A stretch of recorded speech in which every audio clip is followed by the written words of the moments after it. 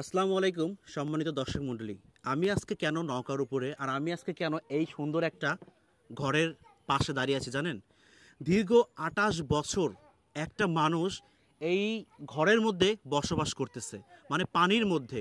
এই নৌকাটা নিয়ে তিনি এই আশেপাশে একটু ঘুরে বেড়ান আর তিনি এই ঘরের মধ্যে থাকেন দীর্ঘ ২৮ বছর। জানলে অবাক হবেন, তার দুটি পা নেই, দুটি পা বিহীন। তিনি কিভাবে নৌকার মধ্যে, এই পানির মধ্যে, নদীর মধ্যে দীর্ঘ ২৮ বছর থাকে, আমরা সেটাই আজকে আপনাদের মাঝে দেখানোর চেষ্টা করব। আমি তো রীতিমতো অবাক হয়ে গিয়েছি, যেখানে আমরা ৪ থেকে ৫ ঘন্টা নদীর মধ্যে থাকলে আমরা রীতিমতো আমাদের হিমশিম খেয়ে যাচ্ছি। আর এই মানুষটি ২৮টা বছর এইখানে এই ঘরের মধ্যে তিনি বসবাস করছেন। আমরা সরাসরি তার সঙ্গে কিছু কথা বলবো। ধরেন এটা কাকা, এটা একটু ধরেন। আমরা একটু নৌকাটা ওনার ওইদিকে নিয়ে যাচ্ছি, তারপরে তার সঙ্গে আমরা কিছু কথা বলবো। আপনারা আমাদের সঙ্গে থাকুন।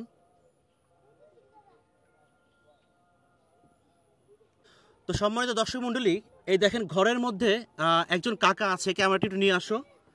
এই হচ্ছে সেই মানুষটি যিনি দীর্ঘ ২৮ বছর এই ঘরের মধ্যে বসবাস করছেন। এই পানির মধ্যে দেখেন, এখানে কিন্তু পানি, আর এইদিকে দেখেন নদী, অনেক বড় নদী। নদীর মধ্যে তিনি কিন্তু এখানে বসবাস করছেন। কাকা একটু বাহিরে আসবেন, একটু নৌকার উপরে আসবেন, আপনার সঙ্গে কিছু কথা আছে। দেখেন এই সেই মানুষটি যিনি দীর্ঘ ২৮ বছর এইখানে তিনি বসবাস করছেন, দীর্ঘ ২৮টা বছর। আসলে কি কষ্টে, কি মনের বেদনা, কি দুঃখ তার, আমরা সেটাই আজকে জানবো। এখানে নেমে চলে আসবেন, নিচে আসবেন, একটু নিচে আসবেন, নিচে আসবেন। হ্যাঁ দর্শক, আমরা কিন্তু একটু প্লেস করতে আমাদের একটু সময় নিলাম আপনাদের কাছ থেকে। এই হচ্ছে আমার সেই চাচা যিনি দীর্ঘ ২৮টা বছর এই পানির মধ্যে তিনি বসবাস করছেন। আসসালামু আলাইকুম। ওয়ালাইকুম আসসালাম রাহমাতুল্লাহি ওয়া বারাকাতুহু। জি, আপনি কেমন আছেন? আল্লাহ ভালোই রাখছেন আর কি। ভালো আছেন? জি। এই যে দীর্ঘ ২৮ বছর যে আপনি পানির মধ্যে বসবাস করছেন, কাকা একটু ওইদিকে একটু ঘুরবেন, ওইদিকে একটু ঘুরেন, তাতে দর্শক আপনাকে দেখতে পায়। হ্যাঁ, আমি আপনার পাশাপাশি বসি। দর্শক, আর নৌকার মধ্যে তো একটু সমস্যা হচ্ছে আমাদের, আমরা একটু গোছায় নিচ্ছি। তো এই যে দীর্ঘ ২৮টা বছর আপনি পানির মধ্যে বসবাস করছেন, এটা কি আসলে আপনার ছোট থেকে অভ্যাস, নাকি এটা পরে এটা আপনি অভ্যাসে পরিণত করেছেন? না, এটা আমার অভ্যাস না। আমার পাও কাটার পরে এখন তো আর কোথাও থাকার কোনো ব্যবস্থা নাই। আমি এই যে বাউর ডামের উপরে বাউর বানাইছি, এখানে আমি বসবাস করি। এখানে বসবাস করলে আমার সুবিধা হয় কি, পায়খানা প্রস্রাবের সমস্যা হয়, আমি এখানে নিজেই করতে পারি, কারো বোঝা হই না আর কি। কারো দেখা লাগে না, নিজেই চলতে পারি। এখন আল্লাহ এইভাবে চালায়, সবাই দেয় সাহায্যটা, সবাই কিছু দেয়, এলাকাবাসী আপনাকে সাহায্য সহযোগিতা করে? হ্যাঁ করে, মেলাই দেয়। আচ্ছা কাকা, আমি দেখলাম আপনি ওইখান থেকে একটা ছোট্ট একটা মেয়েকে আপনি পার করলেন এই পাশে, তারা কি টাকা দেয়? টাকা দেয় না। টাকা দেয় না? না, দেয় হঠাৎ মনে দুই একজন দেয়, দেয় না, তাও পার করে দিই আমি। পার করে দেন আপনি? মানে বিনা পয়সায় পার করে দেন? হ্যাঁ। আচ্ছা, বিনা পয়সায় পার আপনি কতদিন যাবত করতেছেন এটা? কত বছর? প্রায় 28-30 বছর। 28-30 বছর? জি। আচ্ছা আচ্ছা। আর আপনি যে এখন এই ডামের উপরে যে আপনি একটা ঘর করছেন, ঘরের উপরে যে আপনি থাকেন, এটা কষ্ট হয় না আপনার? কষ্ট হয় না, অভ্যেস হয়ে গেছে, এখন থাকতে থাকতে অভ্যেস হয়ে গেছে। এই ডাম তো আমি নিজে কিনি নেই। আচ্ছা। ডাম আমার বাইক নিয়ে মেজানোর দিছে 4টা, আর এক মেজানোর দিছে 2টা, আমার ছেলে 2টা দিছে। এই 8টা ডাম, ডামের উপরে আমি বসবাস। ডামের বয়স কত বছর? ডামের বয়স তো মনে করেন 15 বছর হবে। 15 বছর ডামের বয়স? আর আগে আমি খুঁটির উপরে থাকতাম। খুঁটির উপরে থাকতেন, মানে স্থানীয় থাকতেন। এখন পানি যদি উপরে ওঠে, আপনি তো উপরে যাইতে পারবেন? ডাম আস্তে আস্তে উপরে উঠবে। উপরে উঠবে, আর বলে চাপানো যাবে। আচ্ছা আচ্ছা। এইখানে আপনি আসলে থাকেন যে নদীর মধ্যে, যে প্রচুর জঙ্গল, এখানে আসলে সাপ, পোকামাকড় এগুলো কোনো ভয় নাই? বাউরের ভিতরে ওঠেই তো সাপ ওঠে। ভিতরে সাপ উঠে? হ্যাঁ ওঠে। তখন আপনি কি করেন? তখন এই নৌকার উপর নামে আসি, ওই বাউরটা থাপড়াইলে ওরা চলে যায়। সাপ চলে যায়? আপনার তখন জানের মধ্যে কাঁপে না বা ভয় করে না? তো ভয় তো করে, এই মানুষ, আমি ভয় তো করবি, ভয় করে। আচ্ছা, আপনার পরিবারের সদস্য কজন, আবার কে কে আছে আপনার পরিবারে? আমার 3টে ছেলে 4টে মেয়ে। আচ্ছা। আমার পরিবার আছে, একজন তো 4 টন আছে বাঁধের মাথায়। হ্যাঁ হ্যাঁ। আর এক ছেলে ওই বাজারে ডিউটি মিউটি করতো, আর এক ছেলে ওই গ্যাস কোম্পানিতে চাকরি করে। আচ্ছা আচ্ছা। কাকা, আপনার ঠিকানাটা একটু বলবেন তো? আমার ঠিকানাই তো বেড়া থানা। বেড়া থানা? আমার কোটাল ইউনিয়ন, কোটাল গ্রাম মানিকনগর। আচ্ছা, মানিকনগর, বেড়া থানা, মানিকনগর গ্রাম, পাবনা জেলা। জেলা। আচ্ছা আচ্ছা। কাকা, আসলে আপনি যে 28 বছর যে আপনি পানির উপরে থাকেন, আসলে খাবার দাবার কিভাবে খান বা পেশাব পায়খানা কিভাবে করেন বা নামাজ কোথায় পড়েন সবকিছু একটু বলবেন আমাদের মাঝে। নামাজ পড়ি ধরেন নৌকার উপরে নামাজ পড়া হয়। আচ্ছা আর খাওয়া দাওয়া বাচ্চা এনে দিলে আমি এই নৌকার পার খাই, মানুষের দেয় তা করে তাও খাই আমি। আচ্ছা হাটা বিয়ে টিয়ে হইলো জিয়ারত টিয়ারত করলে আমাকে দেয়, সবাই দেয়। আচ্ছা আচ্ছা খাই। এলাকায় বিয়ে শাদী হলে বা সুন্নতে খাতনা হলে আপনাকে খাবার দিয়ে হ্যাঁ যায়। দিয়ে যায়, এরা দিয়ে যায়, আমি নিজেও হয়তো আনাই। আর আচ্ছা। তারপরে আনলে আনাই বলতে আপনার কথা বললে দিয়ে দেয় আর কি, হ্যাঁ না? আমার কথা বলে দিয়ে যায় একজন এসে। আচ্ছা খুবই খাই। ভালো খুবই ভালো। হ্যাঁ ভালোবাসে, সবাই খুব ভালোবাসে। আচ্ছা নামাজ কালাম কোথায় পড়া হয়? নামাজ কালাম নৌকার বাড়ি পড়ি, নৌকার বাড়ি থাকি, এখানে পড়ি, আবার বাওয়ারের ভিতরে পড়ি।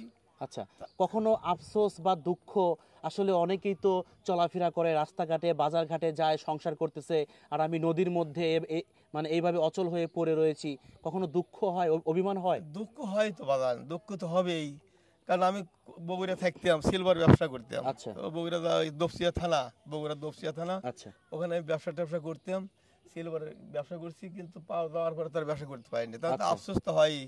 মনে করেন 20-30 বছর আমি বিদেশ করছি, বগুড়া বিদেশে থাকছি। ছিলেন? হ্যাঁ, আচ্ছা আচ্ছা আক্কেলপুর থানা, দপসিয়া থানা, শিবগঞ্জ থানা, এইসব থানায়, গাবতলী থানা, এগুলো কি করতেন আপনি? সিলভারের ব্যবসা করছি। সিলভারে ব্যবসা করতেন কাঁধে নিয়ে নিয়ে? কাঁদে লিয়ে আচ্ছা ফেরি করে বেচতাম। ফেরি করে বেচতেন?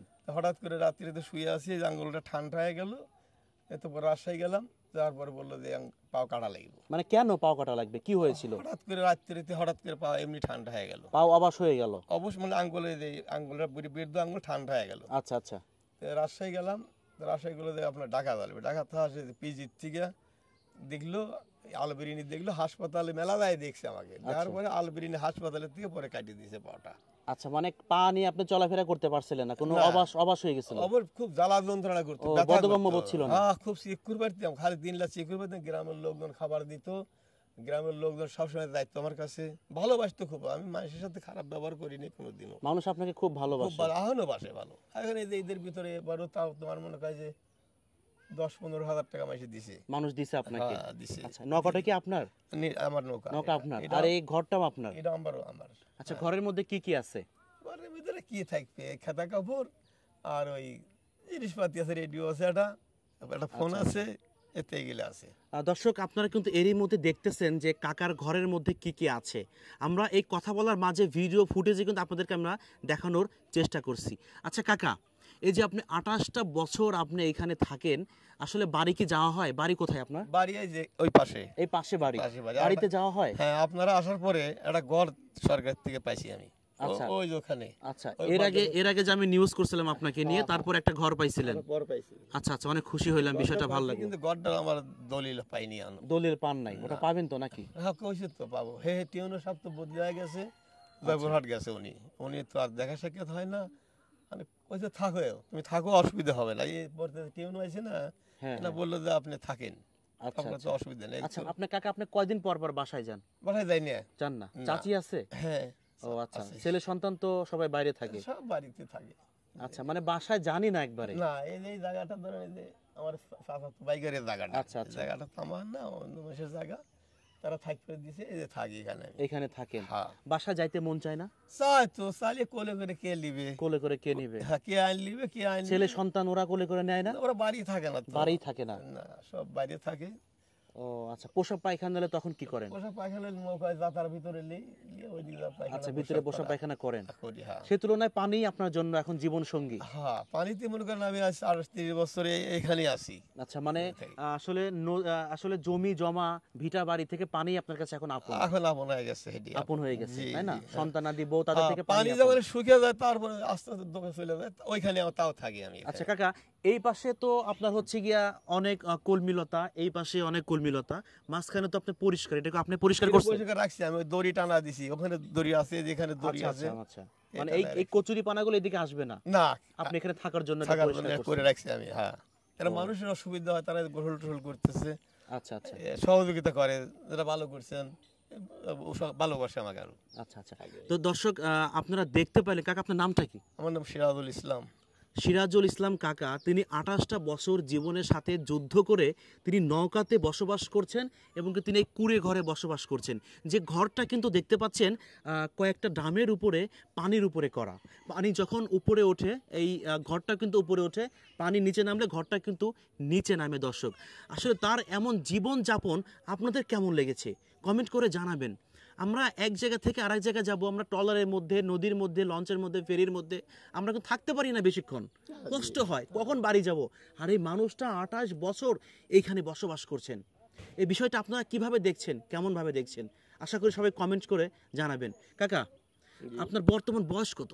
আমার বয়স 72 বছর। জি। আচ্ছা, যুদ্ধের সময় কোনো কিছু মনে পড়ে, যুদ্ধের কোনো কাহিনী বা কোনো ঘটনা? হ্যাঁ, পরে যুদ্ধের সময় মিলিটারিরা মারছে, আমি তখন এই যে বাঙালি কেউ করে দিতাম গ্রামে গ্রামে। ভাঙারি কুড়াইতেন? হ্যাঁ, আচ্ছা, ওই তো জায়গার নাম হলো আপনার এই যে ঈশ্বরদী। ঈশ্বরদী। হ্যাঁ, ঈশ্বরদী যা ওখানে করিতাম। আমার রাজাগররা আমাকে খুব মারে। আচ্ছা আচ্ছা, কেন মারে আপনাকে? গ্রামে আসুস কেন? ও আচ্ছা আচ্ছা। গ্রামে আসুস, এর জন্য খুব মার দিছিল। দুইবার, একবার লালডাঙ্গা মার খেয়েছি, একবার ওখানে মার খেয়েছি, একবার কইডাঙ্গা মার খেয়েছি। গ্রাম করছি, গরিব মানুষ। তখন আমার বয়স তো 16-17 বছর বয়স। 16-17 বছর। জি। আচ্ছা, আপনার বয়স কত বললেন? 72। 72 বছর অনুযায়ী কিন্তু আপনার বয়স কিন্তু বোঝা যাচ্ছে না, মনে হচ্ছে আপনার বয়স 50 কি 55। না, 72 তাহলে হিসাব করে 17 বছর বয়স ছিল। হ্যাঁ হ্যাঁ, মানে আপনার শরীরটা এখনো মাশাআল্লাহ আল্লাহ তাআলা ভালো রাখছে। না, মানুষের ধরেন খাই দেয়, মানুষের দেয় তো, আমি তো না খাওয়া থাকি না, আল্লাহ খাওয়ায়।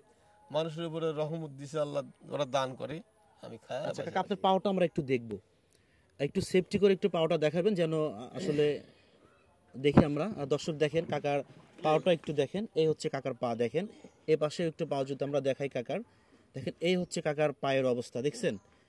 এই হচ্ছে কাকার পায়ের অবস্থা। আমার একটু দূর থেকে একটু নাও, দূর থেকে নাও, দেখো দেখেন দর্শক আপনারা দেখেন এই হচ্ছে কাকার পায়ের অবস্থা।